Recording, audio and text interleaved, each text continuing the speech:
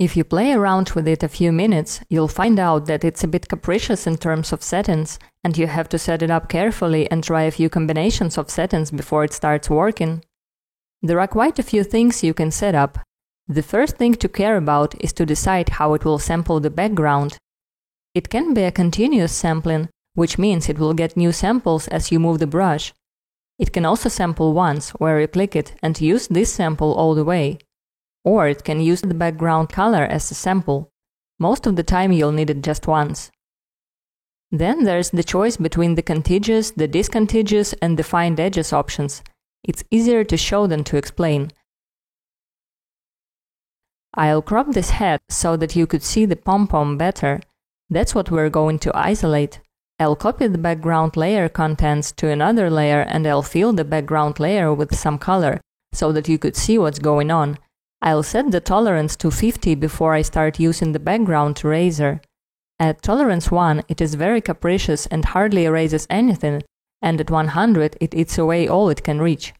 50 is something in between and it's a good start.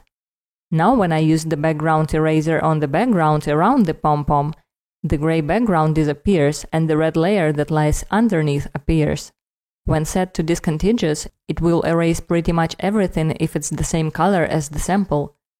The color sample is taken exactly from the hot spot, which is in the middle of the brush tip. When I use it close to the head, it erases gray pixels there as well.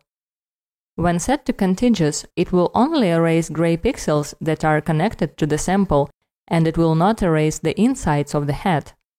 In defined edges mode, it will use some advanced algorithms to try and find edges and prevent them from being erased.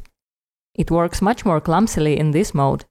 I'd stick to contiguous if I was going to try and isolate this pom-pom. By the way, you can also choose the hardness of the brush tip and set it from 0 to 100.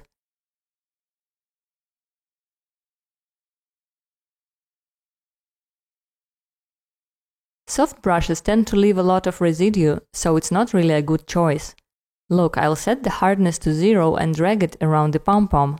It might not look so bad, but when I fill the bottom layer with white and flatten the image, you can see there's a lot of residue left. To see it, I'll access the levels and drag the leftmost slider to the far right. Is this good isolation to you? I don't think so.